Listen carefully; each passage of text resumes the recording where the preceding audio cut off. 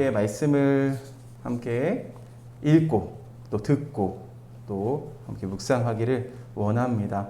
오늘 말씀은 창세기 1장 24절부터 28절까지의 말씀입니다. 창세기 1장 24절부터 28절까지의 말씀.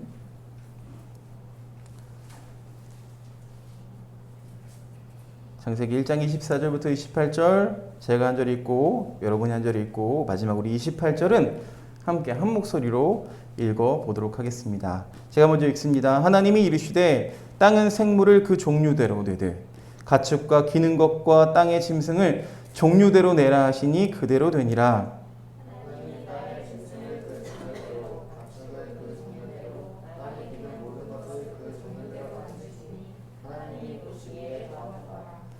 하나님이 이르시되 우리의 형상을 따라 우리의 모양대로 우리가 사람을 만들고 그들로 바다의 물고기와 하늘의 새와 가축과 온 땅과 땅에 기는 모든 것을 다스리게 하자 하시고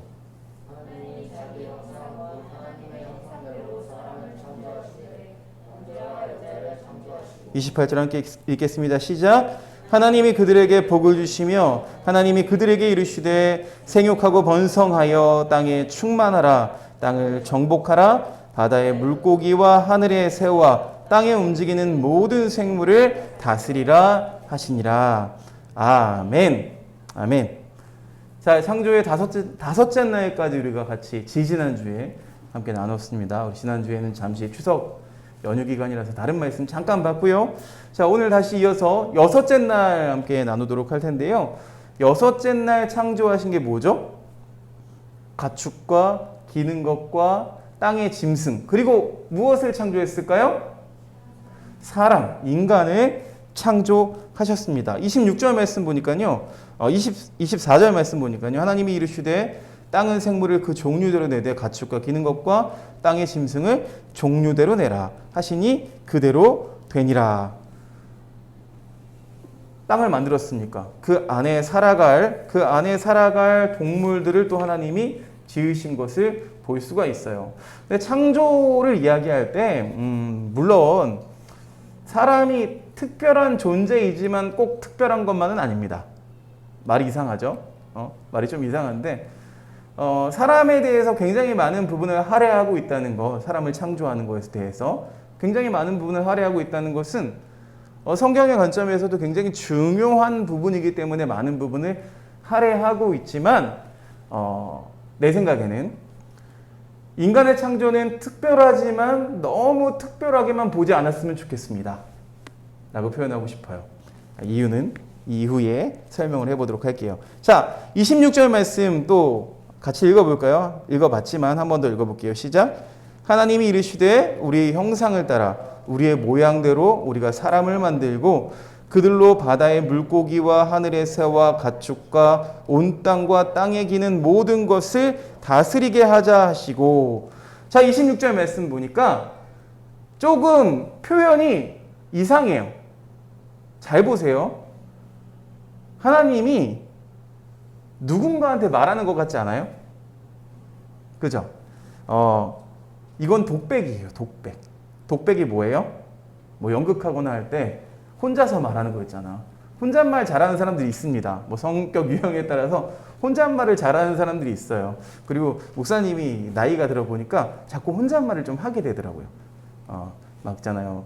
볼 때 자 어디 한번 보자 하면서 막 이렇게 노래를 부르면서 옛날에 어르신들이 목욕탕 가면은 막 그러면서 노래 같은 거 부르시는데 말을 할 때도 노래처럼 부르시는데 왜 저러나 했는데 제가 그렇게 되고 있더라고요. 아무튼 독백이에요. 독백. 그런데 독백의 중간에 우리라는 또 표현이 나와요. 그렇죠? 우리의 형상을 따라. 이거 굉장히 한글로만 보면은요, 한글 성경으로 보면은요, 이게 뭘 의미하는 거지? 그 믿지 않는 사람들이 보거나 믿는 우리가 봐도 뭔가 수상한 부분이 있어요. 그래서 많은 사람들이 로마 카톨릭 교회도 마찬가지고요. 많은 사람들, 신학자들이 이 우리라는 표현이 삼위일체 하나님을 뜻한다 라고 이야기했어요. 그러니까 하나님이 계실 때, 하나님 창조하실 때 예수님도 계시고 성령님도 계셨으니까 그 세 명이 대화를 나누는 거 아니냐? 근데 또 세 명은 한 분이니까 이거 독백이라고 표현할 수 있지. 라고 얘기했지만 그렇지 않습니다. 왜냐하면 엘로힘, 그러니까 구약 성경에 하나님을 표현할 때 엘로힘이라는 표현을 써요. 근데 엘로힘은요 복수형입니다. 그러니까 전능하신 하나님을 말할 때 단수형을 쓰지 않아요. 복수형을 씁니다. 그러니까 엘로힘을 표현하기 때문에 엘로힘이 나오기 때문에 당연히 이런 표현도 복수가 나올 수밖에 없다는 거죠. 그러니까 어원에 있어요, 힌트는. 자, 이것도 중요하지만 이보다 더 주의 깊게 봐야 되는 이 구절의 말씀 중에 단어가 있습니다. 뭔지 아세요? 형상을 따라 우리의 모양대로. 형상과 모양을 조금 더 집중해 봤으면 좋겠어요. 자, 형상은 뭘까요? 형상. 형상은 뭘까요? 영어로 말하면 이미지. 이미지 알죠? 이미지? 형상. 그러니까 뭐냐면 사람이 하나님처럼 생겼다. 사람이 하나님처럼 생겼다. 그러니까 하나님처럼 생겼으니까 하나님처럼 모든 피조물을 다스릴 책임을 맡게 됐다.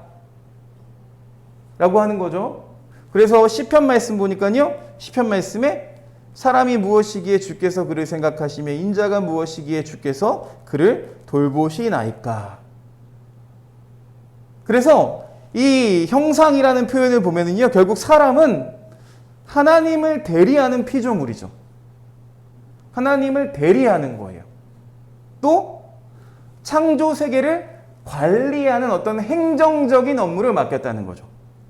행정적인 업무. 그런 일들을 사람에게 맡기셨다고요. 자, 그런데 보니까 또 우리의 모양대로, 모양이라는 표현이 있습니다. 모양은 데무트, 모양, likeness. 영어는 여러분 잘 아니까. 모양. 이게 무슨 뜻이냐면 주님과 비견해서 표현할 만한 것이 없다. 뭐 이런 뜻을 갖고 있다고 해요. 그래서 에스겔서에서 마른 뼈가 살아나는 환상, 그런데 이런 데무트라는 이 표현이 많이 쓰여 있고요. 또 하나님의 형상을 닮은 아담이 낳은 자식 중에 가인과 아벨 말고 가인과 아벨의 그 사건 후에 셋이라는 셋째가 셋이야 이름이 셋이라는 아들을 낳았는데, 그러니까 이 셋을 낳을 때도 이 모양대로라는 표현이 등장합니다. 그래서 표현에서 붕어빵 같은 거죠. 그러니까 그것만한 것이 없다. 그것만한 것이 표현할 것이 없다. 뭐 이런 표현이라고 할 수가 있어요. 그럼 이 형상과 모양은 도대체 무슨 뜻이고 어떤 관계가 있을까요? 그러니까 두 명사가 나오는 성경의 구절이 여기가 유일해요. 1장이 유일합니다. 창세기 1장에만 같이 나와요. 근데 왜 하나님의 형상대로면 되는데 또 우리의 모양대로라는 표현이 왜 나왔을까요? 데뮤트가 왜 나왔을까요? 왜 첨가됐을까요? 다양한 해석들이 있던 거예요, 보니까. 이 성경을 바라보는 여러 가지 관점들이 있겠죠. 여러분, 성경을 바라보는 여러 가지 관점들이 있고, 그래서 많은 신학자들이 주석이라는 걸 씁니다. 이렇게 해석하는 것이 맞는 것 같다라고 해서 주석들을 내거나 논문들을 내죠. 그런데 그 중에서 어떤 사람이 더무트라는 그 어원이 담이라는 어원과 비슷해서 피를 뜻한다. 그러니까 더무트가 피예요, 피. 그래서 당시 사회로 돌아가는 거예요. 당시 제가 그랬죠. 우리가 이 말씀이 쓰여진 그 시대, 그러니까 독자들을 대상으로 썼을 테니까 그 시대로 돌아가서 봐야 될 필요가 있다고 했죠. 보니까 그 당시의 사람들이 이때 고대 근동의 이 사람들이 신들이 피로 창조됐다라고 하고 있었어요. 그러니까 고대 신화는 피로 창조됐다, 뭐 이렇게 이야기하는 것을 반박하는 거죠. 이방인의 창조랑 그것만 들어간 게 아니야 라고 이야기하고 있는 거예요. 사람은 사람은 하나님의 형상대로 지어졌고 그 이후에 사람이 자손이 나올 때 그때는 피가 연결이 되겠지만 하나님은 하나님이 창조하셨을 때 사람을 창조하셨을 때는 피랑은 전혀 무관하게 창조되었어 라고 이야기하는 거예요. 여러분 생각해 보세요. 우상 숭배자, 우상을 숭배하게 만드는, 여러분 우리가 지금 사회에서 우상이라고 얘기하면 대표적인 우상이 뭐가 있을까요? 선생님 뭐가 있을까요? 이단도 있을 수 있겠고, 그렇죠? 돈도 있을 수 있겠고, 근데 돈은 어떤 형상이라고 보기엔 좀 그렇죠. 물론 돈은 지폐의 형태, 뭐 동전의 형태로 존재하긴 하지만 눈에 보이지 않는 것도 돈이잖아요, 그렇죠? 건물도 돈일 수 있고, 유동자산, 비트코인 눈에 보이지도 않는데 그게 돈이 될 수도 있잖아요, 그렇죠? 그러니까 돈은 형상이란 말에 좀 어울리지 않는 것 같고 정형적이지 않으니까. 근데 우상을 만들 때는 어떤 형상을 만들죠, 그렇죠?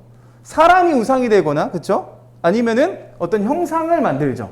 그러니까 우상 숭배자들이 어떤 메커니즘을 가지고 우상을 만들어냅니다. 근데 이걸 누가 만드느냐? 그냥 뭐 은현이가 야 이거 만들었어, 이거 한번 믿어봐, 내가 그루트를 만들었어, 그루트를 오늘부터 믿어줘, 그러면은 믿을 수 있어요?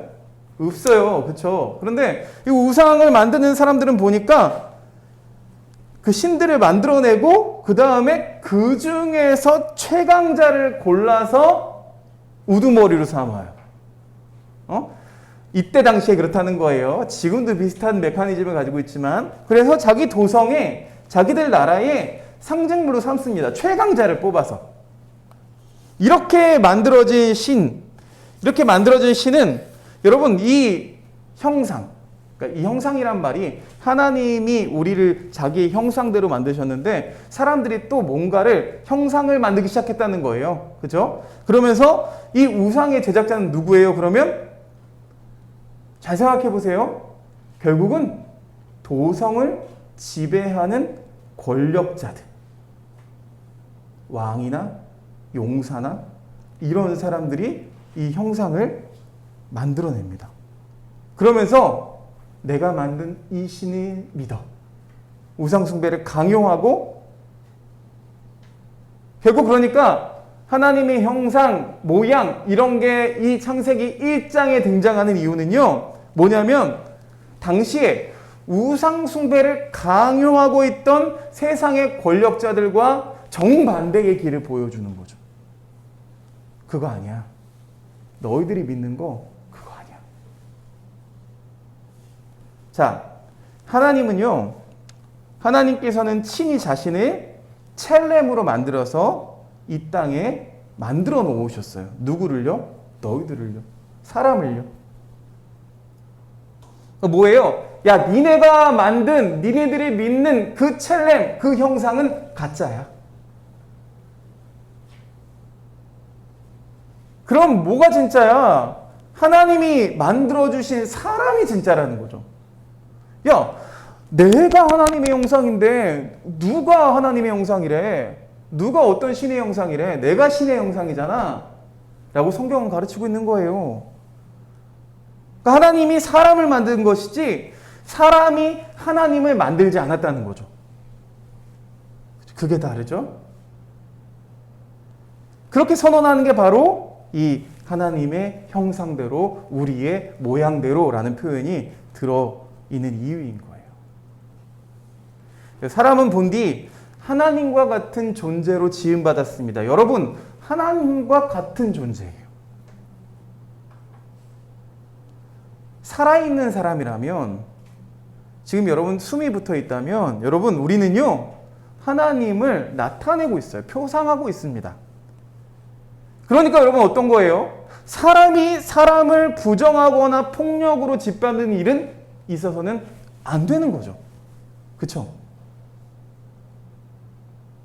하나님인데, 하나님의 모습인데, 만약에 여러분 우상을 숭배하는 어떤 사람들이 그 형상을 막 파괴하거나 낙서하거나 그럼 가만히 있을 수 있어요? 못 하잖아요. 그렇잖아요. 그러니까 사실은 사람이 사람을 짓밟는 일은 있어서는 안 돼요. 자, 요한복음 말씀 보면은요, 여러분 이 말씀 많이 봤을 거예요. 같이 읽어보겠습니다. 시작. 하나님은 영이시니 예배하는 자가 영과 진리로 예배할지니라. 하나님의 형상대로, 우리가 하나님의 형상대로 지어졌다. 그러니까 우리는 이렇게 생각합니다. 땅에 있는 우리는 이런 생각을 해요. 하나님이 우리처럼 생기셨을 거야. 이렇게 생각합니다. 근데 이 의미가 아니죠. 하나님의 형상대로 우리가 창조되었다는 사실은요, 생김새를 넘어서는 거예요. 눈에 보이는 것을 넘어서서 영적인 의미를 담고 있다는 거죠. 요한복음에 기록되어 있는 거예요. 그러니까 하나님의 형상을 지닌 우리가 해야 될 것은 무엇입니까? 그 닮은 하나님과 친밀하게 살아가야 하죠. 하나님과 친밀하게 살아가야 되는 게 당연한 거예요. 여러분은 누구의 모양대로 이 땅에 왔습니까? 하나님의 형상을 따라 누구의 모양대로, 너희들 아빠 엄마의 모양대로 이 땅에 왔죠. 아빠 엄마랑 친할 수밖에 없죠. 물론 여러분 지금 시기가 딱 과도기예요. 점점 부모님의 품을 떠나고 싶은, 육아의 최종 목적은 자립이라고 하니까, 그렇죠? 자꾸 떠나고 싶고, 뭐 명절 때 안 가고 싶고, 막 이런 마음들이 점점 들기 시작하는 그런 시기죠. 이제 조금 있으면 희주는 좀 독립을 하겠죠, 그렇죠? 부모로부터 독립을 하겠죠. 그렇지만 우리가 부모님과 친밀하게 지내는 것처럼 하나님의 형상을 닮은 우리도 하나님과 친밀해야 돼요. 그리고 또 뭐 어떤 게 있을까요? 사람과 사람과의 관계도 중요한 거죠. 하나님의 형상을 닮은 다인이와 나의 관계도 중요하죠. 그렇죠? 27절 말씀 보니까 하나님이 자기 형상 곧 하나님의 형상대로 사람을 창조하시되 남자와 여자를 창조하셨대요. 자, 하나님이 사람을 무엇으로? 남자와 여자로 창조하셨대요. 히브리어는 여러분, 히브리어 명사는 성별이 있습니다. 그러니까 뭐 점이 어디 붙였냐, 뭐 다 그거에 따라서 조금씩 다른데 성별이 있다고요. 성별이. 똑같은 단어인데도 성별이 있어요. 똑같은 걸 표현하는데도. 그래서 하늘은 보통 남성을 뜻합니다. 땅은 여성을 뜻해요. 동양에도 그런 세상이 있죠. 땅은 음이고 하늘은 양. 그래서 음과 양이 합해서 하나의 어떤 세상, 사물을 구성하는 그런 이치와 똑같아요. 그러면 하나님의 형상은 남자만 있는 건가요? 아니면 여자만 있는 건가요? 어때, 희주야? 남자만 있는 거예요? 여자만 있는 거예요? 둘 다 있죠. 남자와 여자를 만드셨으니까. 자, 우리가 알고 있는 페미니즘이라는 말이 있습니다. 페미니즘. 페미니즘 뭐예요? 페미니즘 뭐라고 생각해, 다이나? 그냥 네가 알고 있는 대로.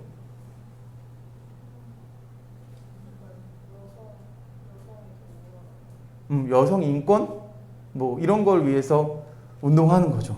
열심히 운동하는 거죠. 그런데 여러분, 하나님의 형상은 남자와 여자를 만들었기 때문에 남자만 가지고 또 여자만 가지고는 온전히 나타낼 수 없는 거예요. 우리가 배웠잖아요. 빛과 어둠이 함께 있어서 아름다운 음영을 만들어낼 때 그것을 보고 하나님이 아름답다고 하셨고, 그렇죠? 하늘과 땅을 만들어 놓고 이것이 이루는 세상을 보시고 하나님이 아름답다라고 말씀하셨어요. 마찬가지로 하나님이 남자를 먼저 지으셨죠. 남자를 먼저 지으시고는 유일하게 좋다고 하지 않으셨어요. 쓸쓸해 보이는 거야. 그래서 여자를 지으셨죠. 남자와 여자를 만드시고 나서 그제서야 참 좋다라고 하셨습니다.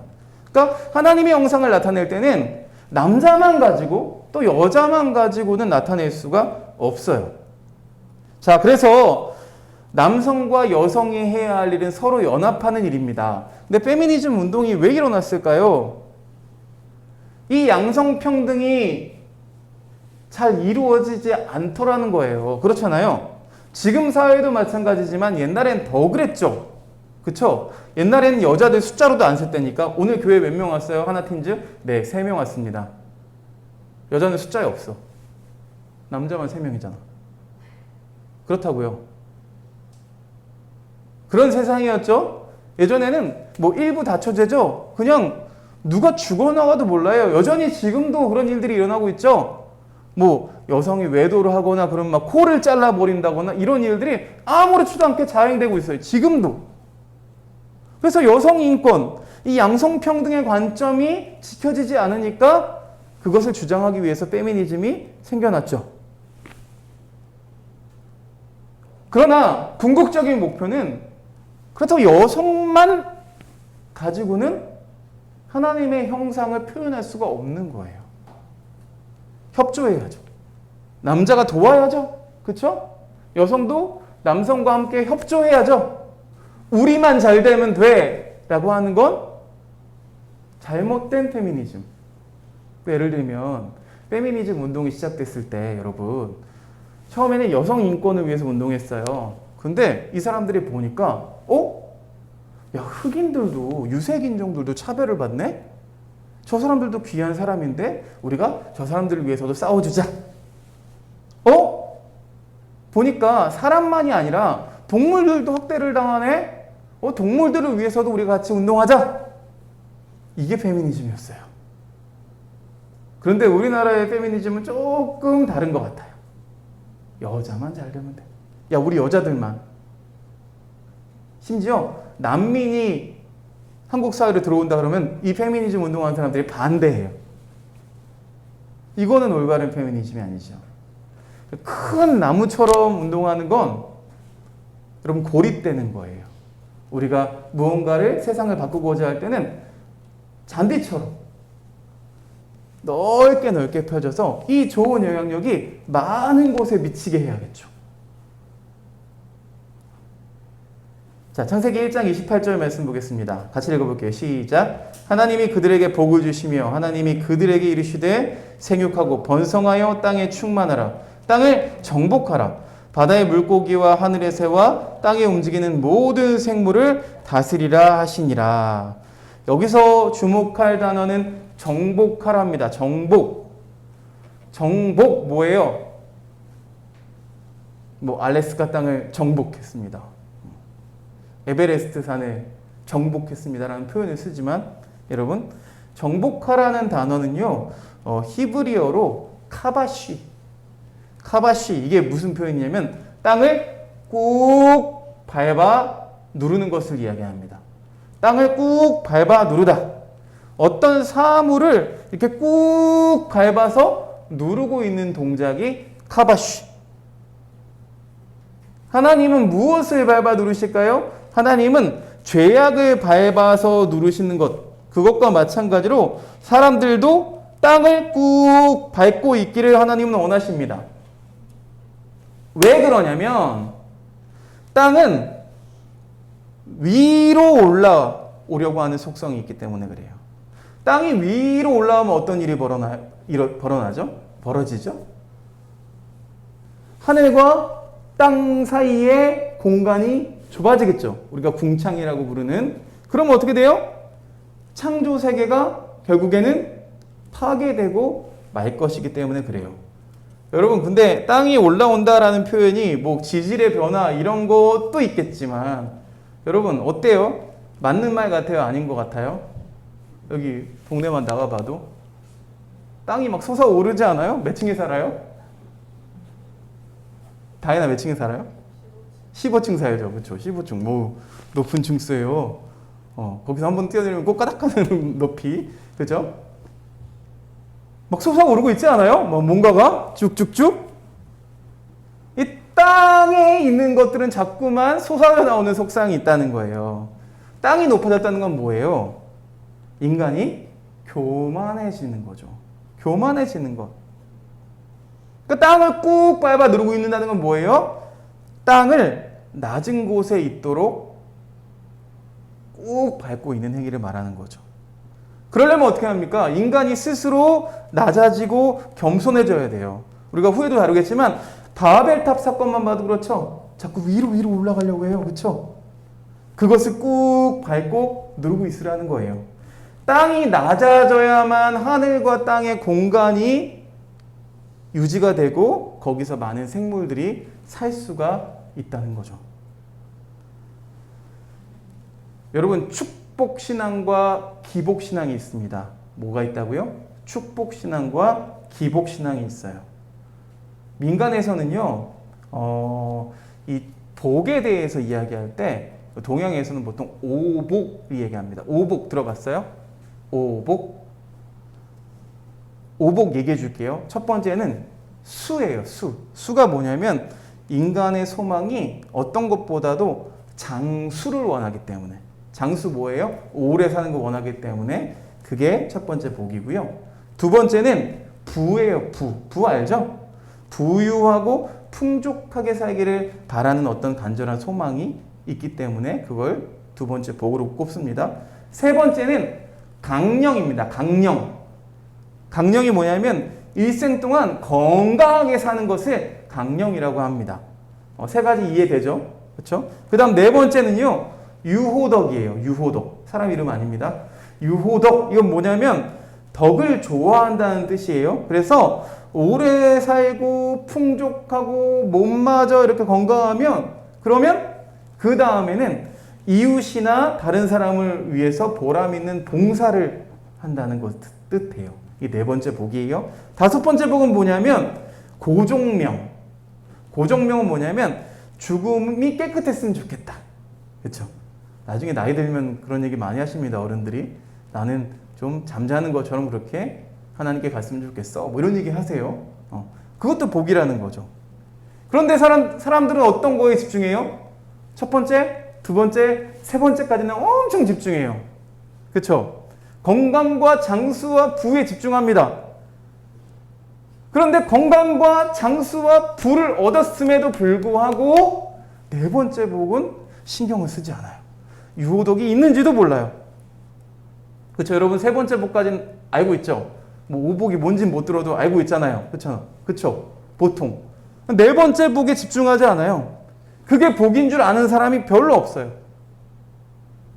성경의 축복 사상은 하나님이 복의 근원임을 고백하고 있는데, 이게 그냥 우리가 알고 있는 내가 건강하고 내가 오래 살고 내가 부자가 되고 이것만 있는 게 아니라 이 네 번째 복, 오복이 말한 네 번째 복, 유호독과도 긴밀하게 연결됩니다. 복을 비는 걸 뭐라고 하냐면, 뭐 축복은요, 이렇게 복을 기원하는 거고요. 내가 복을 비는 걸 기복이라고 불러요. 그러니까 축복과 기복은 조금 다릅니다. 기복, 나를 위해서. 인간이 여러분, 자기중심주의를 내세워서 하나님을 자기 수단으로 삼을 때 여러분 죄를 범하게 됩니다. 하나님을 수단으로 삼는 거예요. 이게 뭐예요? 우상숭배랑 다를 게 없어요. 우상숭배의 본질이 그래요. 또한 우리가 문명이라고 부르잖아요. 문명이 세워지고 아까 얘기했어요. 땅은 자꾸 솟으려고 한다고. 도시 문명을 보면은요, 얼마나 높은 빌딩들, 높은 건물들을 세우는지 몰라요. 그 도시 문명에는 그 이기주의가 자리 잡고 있습니다. 유호독은 없어요. 이게 뭐가 있냐면, 이게 뭐에 근거하고 있냐면 인간 중심주의에 근거하고 있기 때문에 그래요. 그렇다면 우리 교회들이 해야 될 일은 뭘까요? 교회가 그 도시 곳곳에 있잖아요. 우리가 해야 될 것은 문명이 딛고 있는 그 인간 중심주의를 꾹 밟아 누르는 데 동참해야 되는 거죠. 우리들의 본성에, 이 문명의 본성에 깔린 우상 숭배성을 배격하기 위해서 높아지기 쉬운 땅을 사람이 발로 밟아서 낮추어서 겸허하게 만드는 일을 우리가 해야 한다는 거예요. 그러니까 정복하라는 말은 네 마음대로 해. 야, 네 거니까 네가 마음대로 해. 이런 게 아니죠. 그렇죠? 엄청난 책임감이 있는 거죠. 그 죄성이, 우상 숭배성이 올라오지 않도록 꾹 누르고 있어야 된다는 거예요. 말씀 마칩니다. 하나님께 복을 받은 사람은요, 생육하고 번성하여, 빵 아닌데, 빵 아닌데, 땅입니다, 땅. 오타, 심각한 오타, 쏘리. 그 땅을 가득 채우고 그리고 그 땅을 겸손하게 만들어서 모든 피조물이 겸허히 서로 사랑하며 살도록 돕고 지도하는 위치에 있다는 거예요. 오늘 이 말씀이 정말 중요해요. 근데 이 말씀을 하나님만 하신 게 아니에요. 또 누가 하셨을까요? 예수님이 오셔서 하셨어요. 예수님이 오셔서 제자들을 모아놓고 산에 올라가서 산상수훈이라고 보통 이야기하는데 예수님이 말씀하신 말씀이 있습니다. 제가 5장 5절하고 7절만 뽑아왔는데 함께 읽어볼게요. 시작. 심령이 가난한 자는 복이 있나니 천국이 그들의 것이며 온유한 자는 복이 있나니 그들이 땅을 기업으로 받을 것이요. 그러니까 가난한 자, 온유한 자 이 똑같은 표현입니다. 이게 무슨 뜻이냐면 낮다라는 표현이에요. 창세기 말씀과 일치하죠. 낮은 자리에서 이걸 발을 꾹 밟고 누르고 있는 거죠.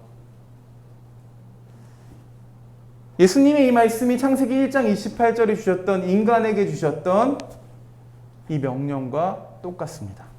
여러분은 어디에 있습니까? 어디에 서 계십니까? 15층에 서 계십니까? 아니면 그보다 더 높은 곳에 서 계십니까? 인간이 해야 될 일은 뭐예요? 낮은 자의 모습으로 낮은 곳에서 땅을 밟고 있으려면 낮은 곳에 있어야죠. 위에 있으면 밟지 못하잖아요. 공중에 허공에 떠 있는데 그 땅을 밟고 있으면서 그 죄성, 그 우상 숭배성이 올라오지 못하도록 지키는 것. 그래서 그 가운데서 하늘과 땅 사이에서 모든 생물들이 서로 사랑하며 겸허히 살아갈 수 있도록 만드는 것이 우리의 사명이라는 거예요. 여러분 이 말씀 기억하면서 인간과 인간의 관계, 인간과 하나님과의 관계, 그리고 또 인간과 모든 생명과의 관계에 대해서 생각해 볼 수 있는 오늘 말씀이 되기를 주님의 이름으로 축원드립니다. 같이 기도할까요? 우리 같이 기도할 때 한마음 한뜻으로 기도했으면 좋겠습니다. 오늘 주신 말씀 가지고 나는 지금 과연 어디에 있습니까? 어디에 서 있습니까? 하나님, 내 위치를 기억하게 해주시고 내가 낮은 자의 모습으로 그 땅을 꾹 밟고 있는 하나님의 약속을 지키는 자 되게 하여 주시옵소서. 우리 간절한 마음으로 함께 기도하겠습니다.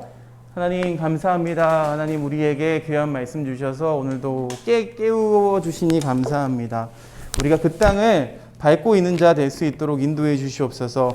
우리가 하나님의 약속을 사모하며 하나님의 명령을 사모하며 다른 어떤 것보다도 하나님 그 약속을 지키며 살아갈 수 있는 낮은 자의 우리가 될 수 있도록 주님 인도하여 주시옵소서.